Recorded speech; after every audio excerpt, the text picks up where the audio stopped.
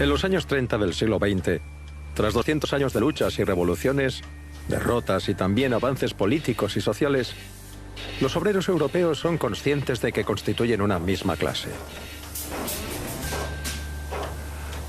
Pero esa clase obrera está más fracturada que nunca. Mientras que en la Italia fascista y la Alemania nazi sufre, silenciada e impotente, en las democracias parlamentarias se impone como una fuerza política más.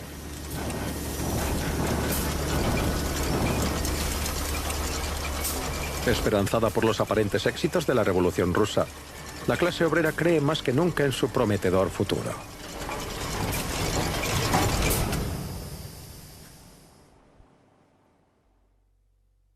Debout les damnés de la terre, debout les forçats de la faim. La raison tonne en son cratère, c'est l'éruption de la faim. En 1932, cuando se cumplen 50 años de la muerte de Marx, estos militantes comunistas filmados por Joris Ivens marchan con los puños en alto en la región de Le Borinage, Bélgica. Este gesto de desafío y rabia apareció por primera vez en un dibujo de George Grosz, un homenaje a los combatientes revolucionarios que murieron en Berlín en 1919. Adoptado primero por los comunistas alemanes, el puño en alto se extiende rápidamente por toda Europa, y durante los 50 años siguientes será el símbolo de una clase obrera politizada y combativa.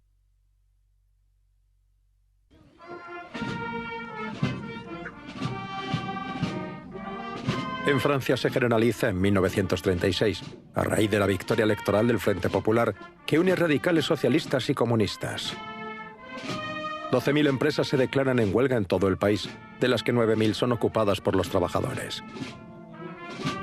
Ningún país industrializado ha conocido hasta ese momento un movimiento de tal magnitud y de tal duración. Es una fiesta revolucionaria. Aparecen muñecos colgados representando jefes que arden durante 2 días, pero al mismo tiempo se negocian con la cabeza fría los horarios de trabajo, el ritmo y los efectos desastrosos de la racionalización. Después de 3 semanas, la huelga obtiene sus victorias: 40 horas semanales, vacaciones pagadas y convenios colectivos que cambian las condiciones del trabajador. Marion Fontaine, historiadora. Desde el periodo de entreguerras hasta los años 60 es la época de la alienación de los trabajadores por excelencia, el momento en el que menos se puede creer lo que escribió Karl Marx.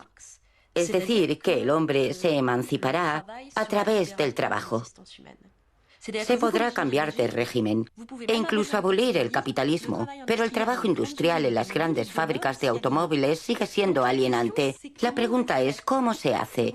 El gobierno del Frente Popular es quizá uno de los primeros gobiernos que se enfrentan con este problema. Las vacaciones pagadas, las políticas de ocio son una respuesta, pero con eso no reconocen su impotencia. No podemos transformar el mundo laboral, pero haremos que se respeten los derechos de los trabajadores y la democracia social. Haremos que la patronal negocie, etc. Y nosotros compensaremos ofreciendo a los trabajadores alienados de las fábricas espacios donde puedan liberarse. En la imaginación colectiva, la época del Frente Popular sigue pareciendo una fiesta. Quizá el único momento de la historia donde vemos obreros felices, aparte de los clichés propagandísticos alemanes o soviéticos. Pero las fiestas y las ocupaciones no son un simple carnaval. Así se les dice a los jefes que las fábricas no son sus casas, ni los obreros sus hijos, que no esperen ningún beneficio, porque no les deben lealtad, y que en adelante el trabajo manual ya no será gestionado de forma privada, sino pública.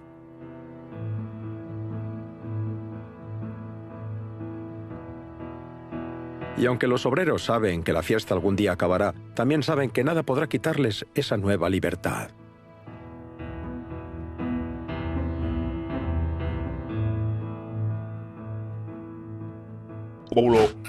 Luego, vuelta al trabajo.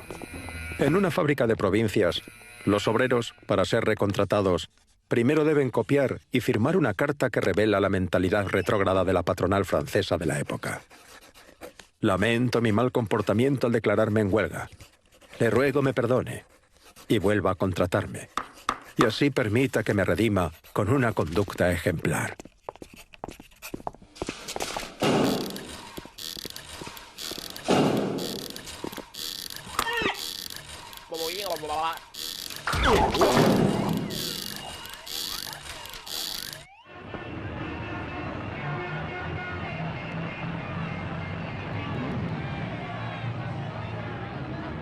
En julio de 1936, apenas un mes después de la gran huelga del Frente Popular en Francia, la revolución estalla en España. La causa, el intento del general Franco de acabar con la joven República Española. El golpe de Estado fracasa y comienza una guerra civil. Como los obreros franceses, estos militantes de Barcelona se van al frente a luchar contra los fascistas. Marchan al son de la Internacional y como ellos levantan el puño. Pero pertenecen a otra sección del movimiento obrero. Son anarquistas.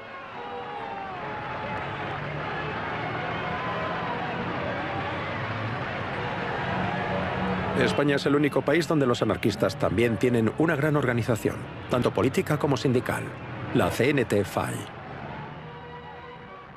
El anarquismo y el comunismo han sido, desde el siglo XIX, dos hermanos enfrentados.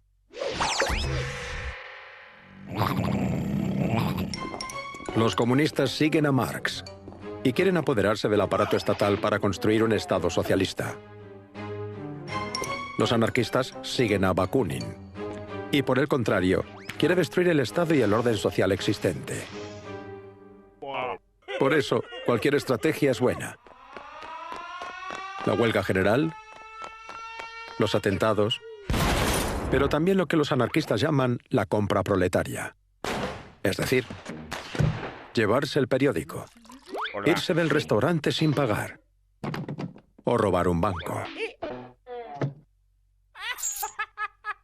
Por último, a diferencia de los marxistas, que creen en una economía centralizada y planeada desde arriba, los anarquistas persiguen el viejo sueño anarcosindical de autogestión de los trabajadores.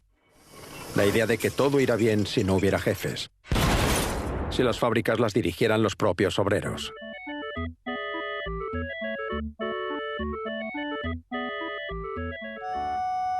El corazón del movimiento anarquista español es Cataluña. Y sobre todo, la gran ciudad industrial de Barcelona. La gran mayoría de los anarquistas son trabajadores precarios, muy afectados por el paro y las crisis. Vienen de las regiones más pobres de España.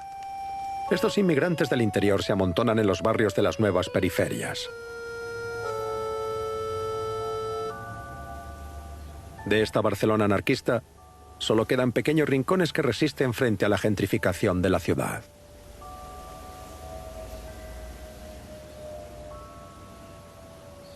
Con ellos desaparecerá el recuerdo de sus luchas. Oíd mortales el grito sagrado de anarquía y solidaridad. Oír el ruido de bombas que estallan en defensa de la libertad. El obrero que sufre y proclama la anarquía del mundo al través. Coronada su sien de laureles y a sus plantas rendido el burgués, y a sus plantas rendido el burgués. Uno de los episodios más famosos de la epopeya anarquista tiene lugar a comienzos de los años 30 en los Pirineos españoles, 100 kilómetros al norte de Barcelona.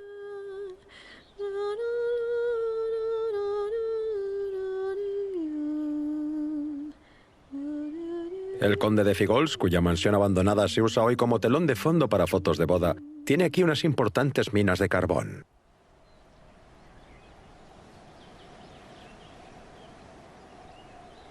Los mineros, que proceden del empobrecido campo español, viven en un pueblo minero en la ladera de la montaña, sometidos a la merced del amo.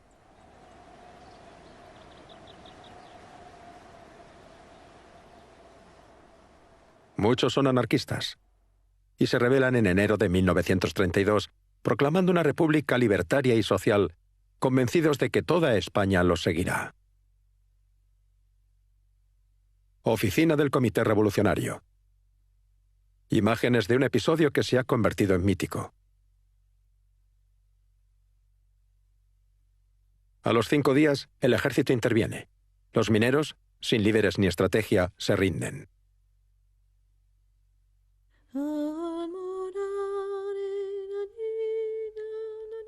40 mineros son arrestados y deportados, sin juicio, a África y Canarias.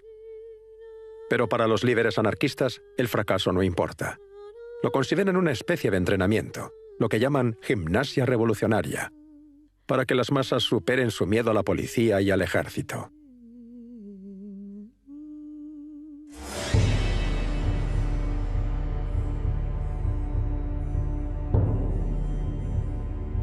En julio de 1936, cuando el general Franco declara la guerra civil en España, los anarquistas creen que el momento de la revolución social ha llegado por fin. Bajo su liderazgo, solo en la ciudad de Barcelona, más de 3.000 empresas se colectivizan y quedan en manos de consejos obreros elegidos por las bases. Autogestionado, el restaurante del lujoso Hotel Ritz se transforma en una cantina.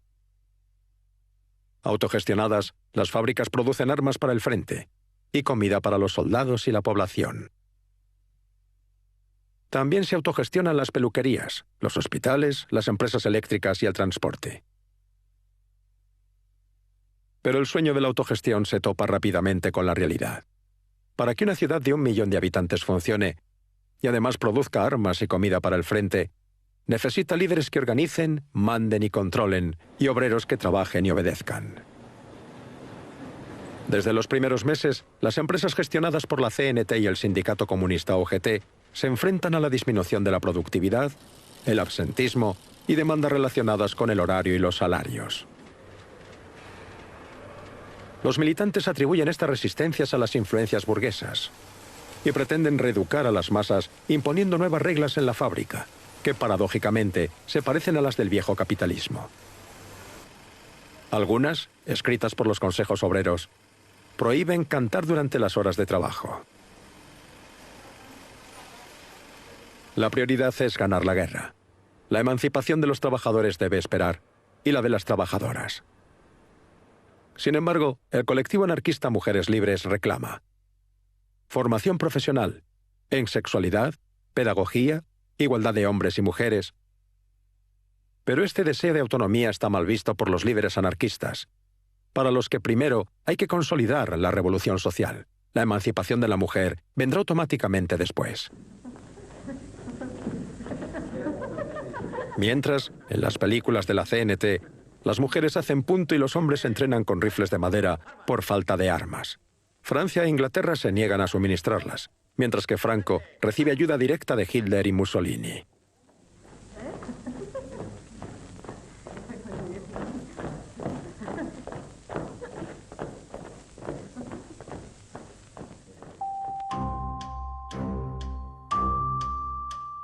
Solo el movimiento obrero se moviliza. Militantes de todo el mundo se apuntan a las brigadas internacionales y vienen a España para luchar contra el fascismo. Pero el entusiasmo no es suficiente para salvar a la República, debilitada por los conflictos entre moderados, comunistas y anarquistas. La guerra termina en 1939 con la victoria de Franco y deja 500.000 muertos.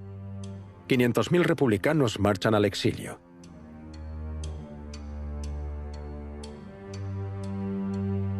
En el Museo de Historia Obrera de Serán, en Bélgica, hay una estatua de un brigadista internacional puño en alto.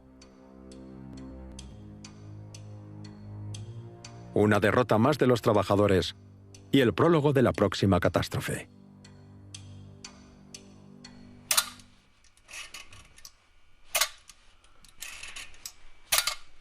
Keith Gildart, en Manchester, historiador y exminero. En su familia han sido mineros de padres a hijos. Del bisabuelo hasta su padre y su tío, militante del NUM, el Sindicato Nacional de los Mineros Ingleses. La viuda de mi tío tiene ahora 91 años. Cuando le pregunté sobre la vida en aquel pueblo minero, me sorprendió que hablara muy poco sobre política. Me habló de la dificultad de criar a sus hijos, con los sueldos tan bajos que tenían en los años 30 y 40. Y también sobre la vida de las mujeres en general, sobre lo que hacían en su tiempo libre. Ella me habló del cine, los bailes, los chismes y de los pequeños dramas familiares, de las tensiones entre los mineros y sus esposas. Por ejemplo, cuando los mineros llegaban a casa borrachos por la noche después de haber estado apostando dinero. Había violencia doméstica, alcoholismo. Así que había un lado oscuro en las comunidades mineras y obreras. Discusiones, pobreza, conflictos, violencia. Sí, son temas de los que no se habla mucho en los documentos sobre comunidades mineras. Están ocultos por la imagen heroica de la clase obrera. Ese lado oscuro también está presente en los conflictos entre obreros de distintas nacionalidades de los años 30. En 1934, en Le Forest, en el Paso de Calais, los mineros franceses se oponen violentamente a sus compañeros inmigrantes polacos que han convocado una huelga. Los franceses se niegan a seguirla. 77 mineros polacos son expulsados y tienen que regresar a Polonia. De forma sistemática, el gobierno francés organiza entre 1934 y 1935 la expulsión de unos 130.000 polacos a los que culpa, sin orden ni concierto, de los disturbios sociales, el desempleo y la crisis. Los obreros de los países más pobres cruzan Europa buscando una vida mejor. Porque las diferencias son enormes. Mientras la vieja miseria aún reina en muchas regiones, en el Borinage, Silesia o Cataluña, en otros lugares, los obreros cualificados comienzan a experimentar mejores condiciones de vida y laborales. El resultado es a veces espectacular, como en la fábrica de Vanel, de Rotterdam. Construida en 1930, está inspirada en el Fordismo estadounidense. La suma de la racionalización de la producción y la mejora del entorno laboral parece que genera más productividad.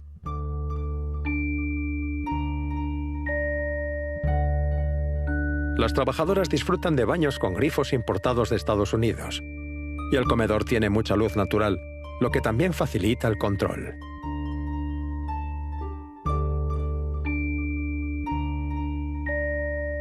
Pero estos logros son una excepción. Iniciativas aisladas de jefes ilustrados, como las viviendas sociales de los municipios de izquierda. Estos 1.382 pisos para trabajadores del gran complejo moderno de Karl Marx los construyó en 1929 la Alcaldía Socialista de Viena. Solo un Estado, la Alemania nazi, dice tener una política definida para garantizarle un cierto bienestar a sus trabajadores.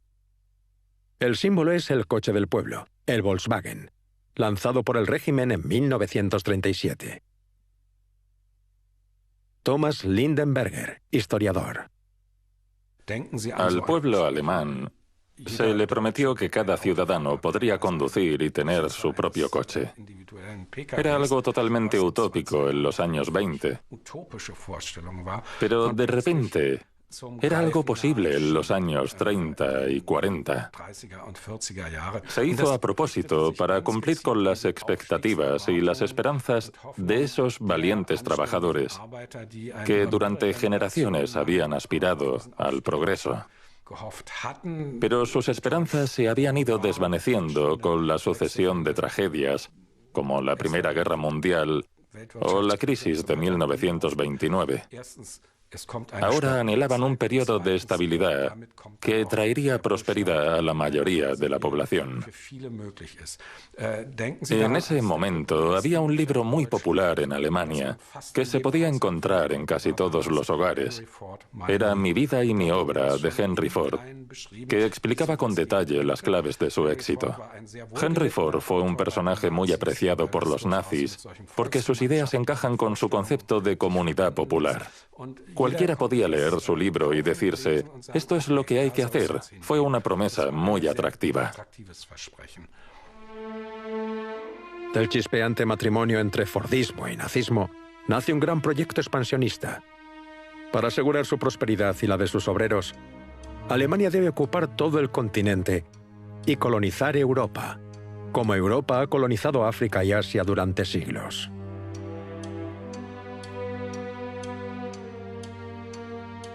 Alemania invade Polonia en septiembre de 1939. Al año siguiente invade Holanda, Bélgica, Francia y al siguiente la Unión Soviética. En todos los países ocupados, Alemania saquea industrias, recursos y, sobre todo, la mano de obra que le falta, debido a la escasez crónica de trabajadores agravada por la guerra. Es una verdadera caza de obreros. Hacia el final de la guerra, alrededor de 7 millones de extranjeros trabajan en Alemania. Los mejor considerados son los holandeses, belgas, franceses y checos. Algunos son voluntarios, pero la mayoría son obligados a trabajar, como los soldados ingleses y franceses, cuando caen prisioneros en el frente. Los altos cargos se libran. Al otro lado de la escala, los esclavos, considerados subhumanos. Entre polacos, ucranianos y rusos hay más de 600.000 prisioneros de guerra sobreexplotados, hambrientos y casi reducidos a la esclavitud.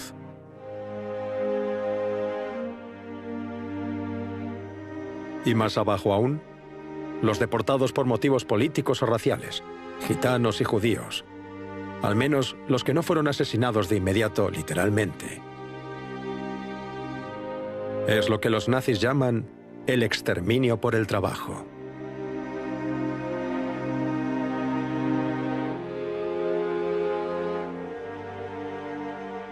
La cantera del campo de Mauthausen. Los campamentos están vigilados por las SS, pero en las grandes empresas son los propios obreros alemanes los responsables de meter en cintura a algún extranjero tozudo. Stefan Berger, historiador. No hay duda de que durante la guerra muchos obreros alemanes se beneficiaron de la esclavitud de alrededor de 7 millones de trabajadores extranjeros, porque la existencia de ese ejército de esclavos a menudo permitió que los obreros alemanes progresaran en la jerarquía de la fábrica. Podían ser capataces o conseguir mejores trabajos y mejores salarios.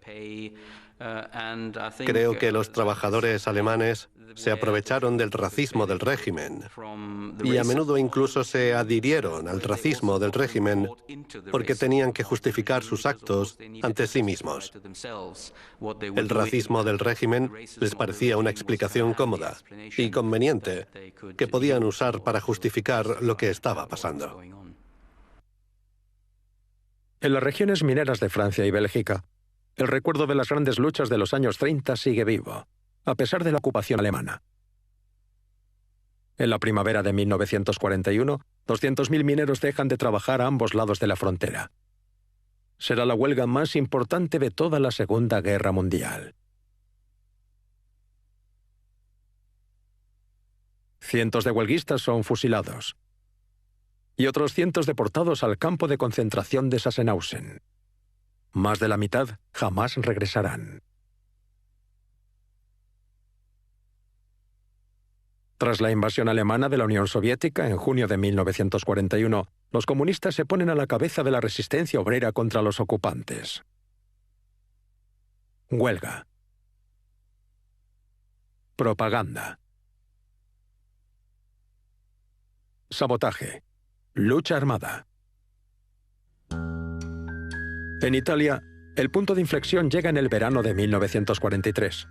Los aliados desembarcan en el sur del país, derriban al gobierno fascista y a los alemanes solo les queda el norte industrializado. Muchos trabajadores del aserradero de Terni se unen a la brigada de partisanos comunistas que operan en las montañas de la región.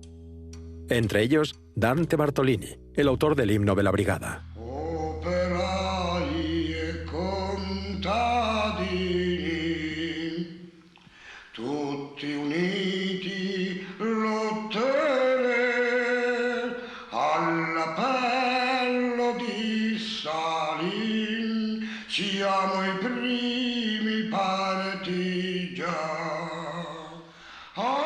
Cuando la guerra termina en 1945 con la derrota de nazis y fascistas, las brigadas de partisanos, comunistas en su mayoría, creen que es el momento de ir más allá. Alfredo Filipponi, comisario político de la brigada Gramsci, recuerda la discusión que tuvo con Palmiro Togliatti, el líder del Partido Comunista Italiano. Queríamos liberarnos del fascismo y luego construir una sociedad socialista, pero no tuvimos éxito. El camarada Togliatti convocó a todos los jefes de los partisanos y a todos los líderes del partido de Italia y habló sobre las elecciones. Togliatti dijo: esas elecciones son muy importantes. Participad, tenemos que ganar. Entonces levanté la mano y dije: camarada, no estoy de acuerdo. ¿Y él, por qué? Porque Lenin dijo: cuando pasa el tordo es cuando hay que disparar. Cuando se haya alejado, será demasiado tarde. Está pasando el tordo. Ahora es el momento de disparar. Tenemos las armas.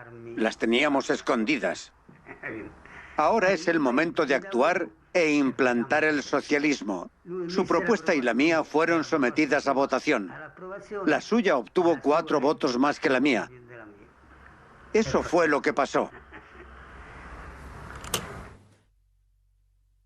El relato de este líder partisano es sorprendente, sobre todo porque el proverbio que le atribuye a Lenin es en realidad un viejo dicho campesino de la región de Terni. Alessandro Portelli, historiador. Que atribuya a Lenin eso de cuando el tordo pasa es cuando hay que dispararle. Es maravilloso, porque en la cultura de esta parte de Italia, esta zona que era muy comunista, la Italia roja, la Toscana, Umbría, todos son cazadores. El socialismo, ese proverbio, Lenin, la caza, va todo junto. Esa es la... Y yo diría que eso es lo que se ha perdido en las últimas 2 generaciones. La idea de una sociedad alternativa, anclada en la experiencia que tienen del mundo las clases populares y obreras. Berlín, 1945. ¿Quién iba a creer que sería en esta ciudad en ruinas donde se implementaría el gran sueño de los partisanos italianos? Construir el socialismo.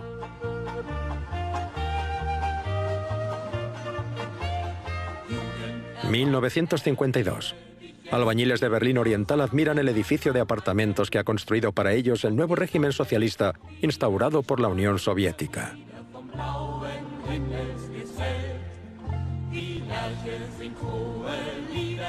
El edificio del arquitecto Hermann Hesselmann, elegante, moderno y refinado, es solo un prototipo que no tendrá continuación.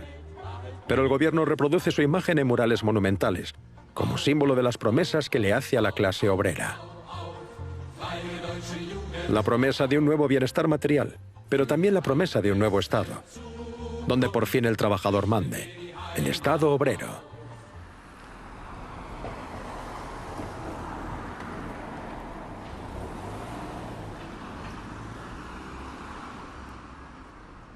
Al mismo tiempo, no muy lejos, Bertolt Brecht escenifica la lucha del proletariado ruso contra el zarismo. Wir brauchen nicht nur den Flicken, wir brauchen den ganzen Rock. Wir brauchen nicht nur das Stück Brot, wir brauchen den Brotleib selbst. Wir brauchen nicht nur den Arbeitsplatz, wir brauchen die ganze Fabrik. Und die Kohle und das Erz und die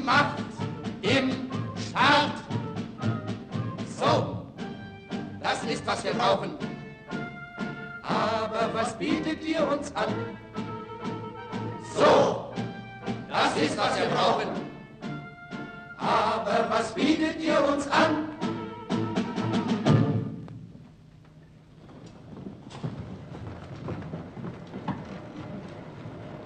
Also, Streik. Si los trabajadores del Berlín Oriental hubieran disfrutado de las modernas tecnologías, probablemente hubieran parado la imagen para volver a escuchar esa extraña palabra. Also, Streik. Huelga. Una palabra que en teoría ya no debía formar parte de su vocabulario. La huelga sigue siendo legítima en los países capitalistas. Pero al otro lado del telón de acero, se considera algo absurdo. El proletariado, dicen, ahora está en el poder y no puede hacer huelga y atacarse a sí mismo. Y si el trabajador en estos países, que se dicen socialistas, protesta como en el pasado, debe ser llamado al orden. Porque como dice el líder comunista checoslovaco, Zapotosky, no porque seas obrero, se te puede permitir cualquier cosa.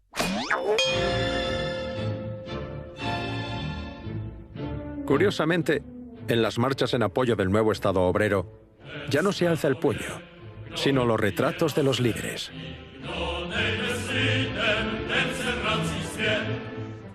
La prensa oficial apoda al líder Zapotosky el padre de los trabajadores. En la Navidad de 1952, les deseó lo mejor a sus hijos por la radio. El pesebre Jesús siempre ha estado acostado en su pesebre, sobre el que brilla la estrella de Belén, el símbolo de la Navidad en el pasado. ¿Por qué? Para recordarle a los obreros y a los pobres que su lugar estaba en un establo. Eso es lo que decían los ricos y los poderosos. Pero los tiempos han cambiado. Ha habido revoluciones. El pequeño Jesús ha crecido, le ha salido barba y se ha convertido en Santa Claus. Este Santa Claus viene a nosotros desde el este, y también las estrellas le han guiado en su camino. Y no ha sido la solitaria estrella de Belén, sino la miríada de estrellas rojas que brillan en nuestras minas, fábricas y obras. Y esas estrellas proclaman con alegría que los padres y madres que llenan nuestras fábricas han cumplido los objetivos del cuarto año para nuestro plan quinquenal.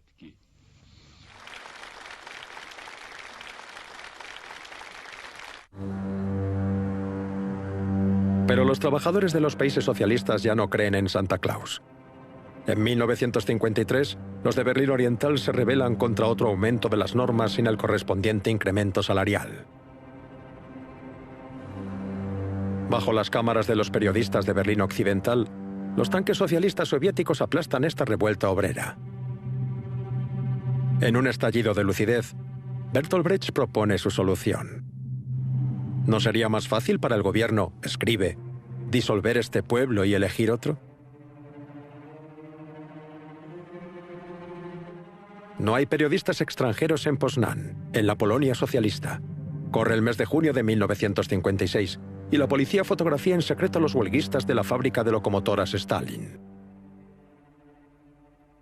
Queremos pan, como en el siglo XIX. La huelga se convierte en una insurrección y el ejército polaco interviene.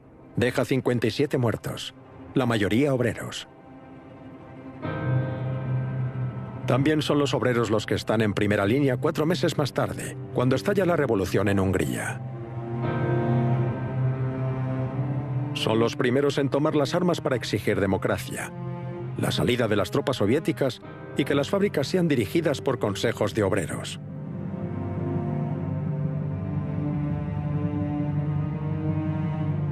Resistirán hasta que el ejército soviético aplaste a la insurgencia, causando 3.000 muertes.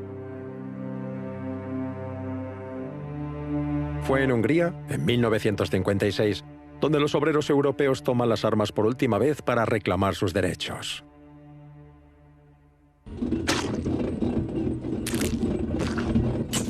Mientras en el este se envían tanques para someter a los obreros rebeldes, en el oeste se domestican con el vehículo particular y las demás recompensas materiales que se pueden permitir con el aumento del nivel de vida.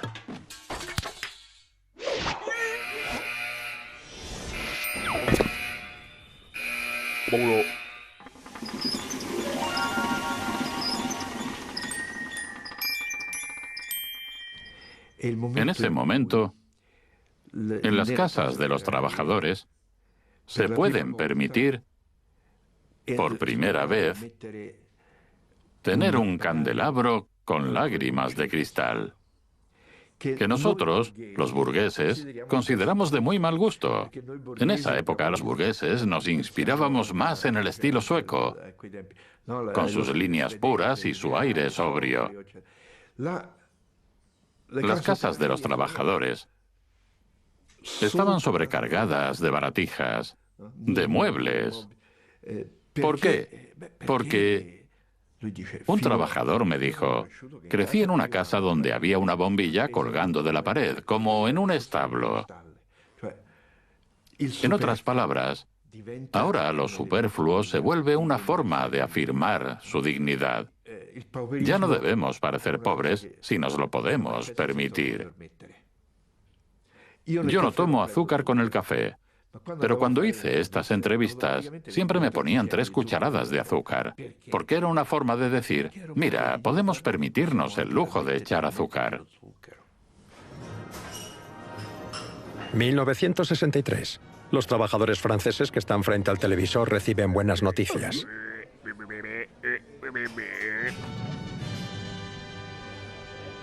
Los barrios obreros, dicen, están dando paso a edificios en copropiedad, donde el instalador vive junto al comercial y el ingeniero junto al gerente. Mientras, en los pueblos vacacionales de la Riviera Francesa, los jóvenes metalisteros comparten bungalow con las hijas de los directores. Por primera vez, se les dice a los trabajadores que la clase obrera ha desaparecido.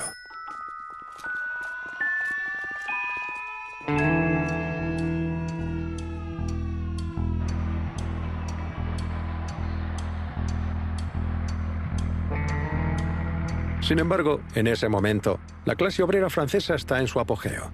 Hay 8 millones de obreros, el 37% de la población activa, pero su composición ha cambiado. En estos autobuses de la planta de Peugeot, en Sochaux, la mayoría son peones. Son los trabajadores menos cualificados y los más explotados. Gente joven, migrantes, mujeres, carne de cañón para las líneas de montaje. Y serán los elementos más radicales de la revuelta obrera de 1968. Al contrario de lo que se dice, la revuelta no surgió por sorpresa en una Francia adormecida. El año anterior estuvo marcado por huelgas y violentos enfrentamientos con la policía.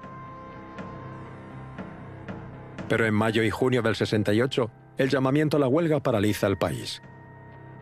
Fue una prueba del poder de los trabajadores, como en 1936, pero más violenta. Porque a diferencia de 1936, los obreros radicalizados ahora se enfrentan a un gobierno de derechas.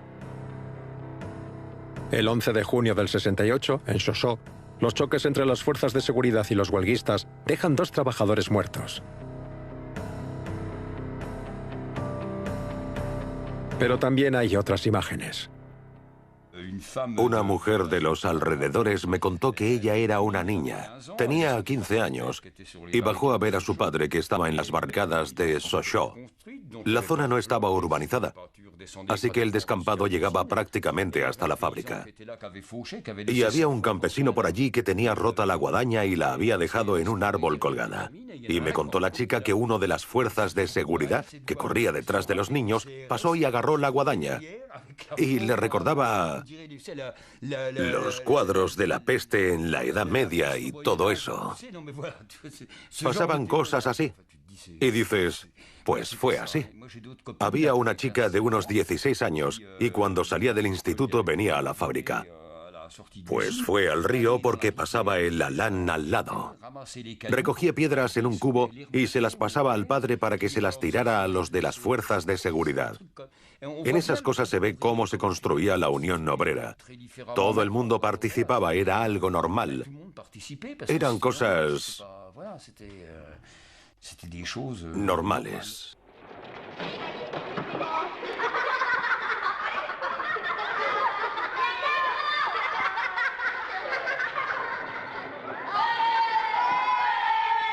una fábrica francesa ocupada a finales de los años 70.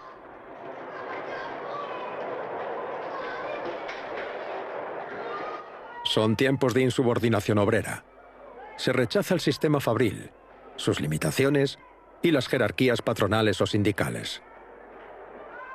En la fábrica de Lip, en Besançon, donde el conflicto continuó durante varios años, los obreros reinventan la autogestión poniendo en marcha las máquinas por su cuenta. Y la palabra también se libera. En mi sector trabajan hombres. Solo hombres. Hace mucho tiempo que no hay mujeres, solo hombres. Pero son hombres jóvenes y me gustan, porque no tienen la mentalidad de la gente mayor. Son buenos chicos. Y había uno de los jefes, que me gustaba mucho, aunque era mi jefe y no me gustan los jefes. Les tengo mucha aversión a los jefes. Pero había algo entre nosotros. Nos gustábamos. Mucho después la cosa fue a más y sí, quise mucho a este hombre, todavía lo amo. Pero si había un conflicto, era mi jefe y lo odiaba. Porque él no peleaba, se quedaba en su casa con los cientos de miles de francos que cobraba. Y yo quise disociar a los dos, al hombre al que amaba, que conocía, amable, considerado. Eso es un hombre para mí. Él conversaba conmigo. Bien, ¿y qué? Cuando lo veía del otro lado, lo odiaba. Esa es la palabra.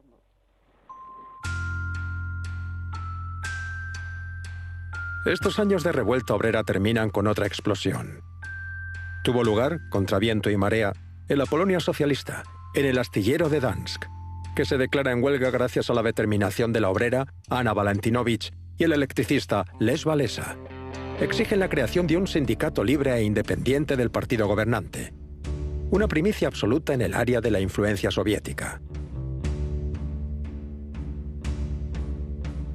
El nuevo sindicato alcanza rápidamente los 10 millones de miembros. Su portavoz, el historiador disidente Karol Modzelewski, le da su nombre: Solidarność, solidaridad. Fue una revolución sin lugar a dudas. Nos sentíamos como los personajes del cuadro de Delacroix, el de la libertad que lleva a la gente a las barricadas. Era un estado mental compartido por millones de personas, de grandes masas que abandonan esa actitud conformista aprendida para convertirse en soberanos de su propio destino, de su propia fábrica, de sus camaradas y de su país. Ahora que ya soy viejo, me doy cuenta de que la revolución es imposible o sale mal. Un revolucionario no debería saber esto. Su ignorancia le da alas. Alas, sí. Y le proporciona la fuerza necesaria para pedir lo imposible. Los polacos de la época conocían estas imágenes de los tanques soviéticos aplastando en agosto del 68 la primavera de Praga. Un intento de democratizar el régimen en Checoslovaquia. Los polacos se preguntaban cuándo les llegaría el turno a ellos y de dónde serían los tanques, soviéticos o polacos. Fueron polacos. El 13 de diciembre de 1981, el general Jaruzelski decreta la ley marcial. Se prohíbe el sindicato Solidaridad y sus líderes son encarcelados. 100 fábricas se ponen en huelga. Los obreros ocupan los talleres, pero los tanques del ejército derriban los muros y expulsan a los huelguistas desarmados, que no tienen más remedio que renunciar a la lucha y volver al trabajo al día siguiente. Luego hubo manifestaciones callejeras, pero eso es muy diferente. En la manifestación callejera, la gente está separada. No hay un sujeto colectivo, son manifestantes. Es una multitud. Una vez que termina la manifestación, la multitud se dispersa. No hay más reuniones después. Los participantes no se reúnen entre ellos. Ya no son una colectividad, una comunidad. Para organizar una huelga, la gente tiene que unirse. Si esa comunidad no existe, se acabó. Se acabó. 3 años después del aplastamiento en el este del más joven de los grandes sindicatos, llega en el oeste el turno de los más antiguos. El NUM, el Sindicato Nacional de los Mineros Ingleses, convoca en marzo del 84 una gran huelga para evitar el cierre de 20 minas. Es la ocasión que estaba esperando la primera ministra, Margaret Thatcher, para acabar con el poder de los sindicatos ingleses. Tras un año de enfrentamientos, 11.000 arrestos y 200 condenas, los mineros, agotados sus recursos, vuelven al trabajo sin haber conseguido nada.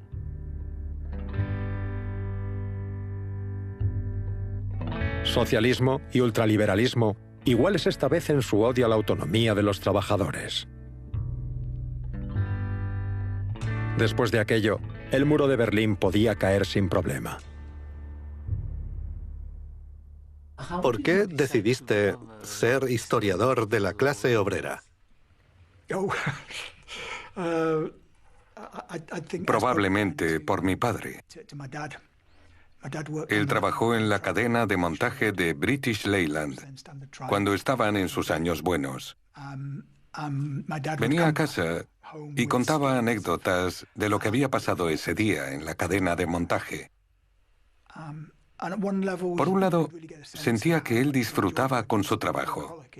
Era adicto al trabajo, siempre hacía horas de más. Pero había otra cara de la vida laboral de mi padre, que era indudablemente la alienación, debido al trabajo en la cadena de montaje de una fábrica de vehículos. Estoy seguro.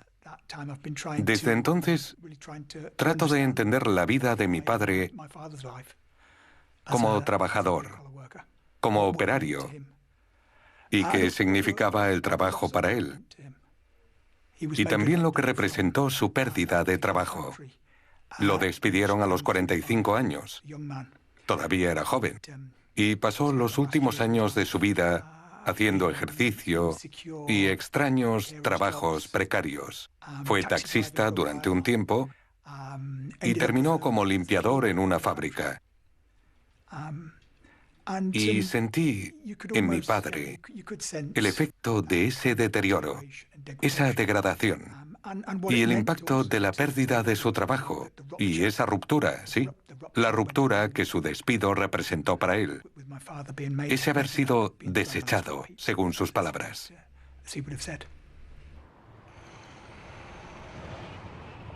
Ser desechado ha sido el destino común de millones de trabajadores europeos desde los años 70 del siglo XX. Las empresas abandonaron las grandes regiones de la revolución industrial con su tecnología obsoleta, su fuerza laboral reivindicativa, y comenzaron a buscar emplazamientos en Oriente, con trabajadores más dóciles y peor pagados. Y en todas partes se ven las mismas ruinas, recicladas, en el mejor de los casos, como espacio turístico. Extraños lugares de la memoria, donde se mezclan la explotación y el viejo orgullo, como en esta gran acería alemana, cerrada en 2004 y transformada en museo.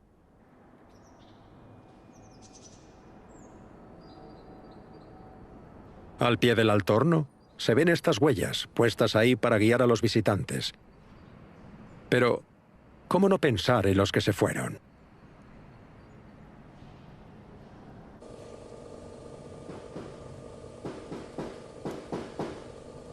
Una pequeña fábrica de zapatos en Román. Sobrevive. Pero en el taller, la mayoría de las máquinas están paradas y las sillas vacías. Sin embargo, esta imagen es engañosa. Los obreros franceses todavía representan una quinta parte de la población activa. pero se han vuelto invisibles. Están dispersos, fragmentados, devaluados, uberizados, como decimos hoy. Lo que ha desaparecido es una identidad que se convierte en conciencia, y una conciencia que se convierte en fuerza. La gente ya no se define como proletaria. Se define tampoco como trabajadores.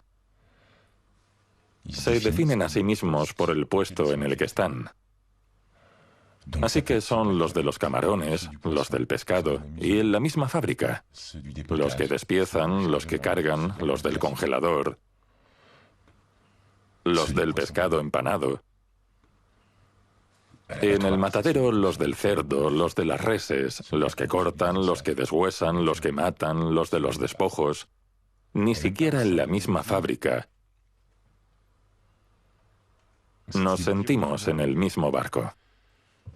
Ernesto de Martino, un gran antropólogo italiano, contaba que un día, viajando por Calabria, montó a un campesino en el coche para que le indicara el camino. Pero cuando este campesino se dio cuenta de que ya no podía ver el campanario de su pueblo, entró en pánico. Hoy el campanario ha desaparecido. Quizá era la Unión Soviética o el partido o la fábrica, pero el caso es que el campanario ya no se ve. Y todos somos como ese pobre campesino, seas obrero o no. Para mí fue y sigue siendo un mito, o al menos el recuerdo de un mito. ¿El obrero? Sí. ¿Y qué representa ese mito? ¿Perdón? ¿Y qué representa ese mito? Un mito que representa la encarnación de personas oprimidas y que también son portadoras de esperanza. Esperanza en un cambio que elimine la opresión. Y si quieres, esa es la profesión de fe revolucionaria del siglo XX, quizá. No sé si la clase obrera volverá a reconstituirse. Ahora está desaparecida. Quizá no sea algo definitivo. Quizá no sea totalmente así, pero está desaparecida. Y eso plantea problemas. Esa desaparición plantea problemas muy serios para nosotros como seres humanos en todo el planeta. Porque el mundo automatizado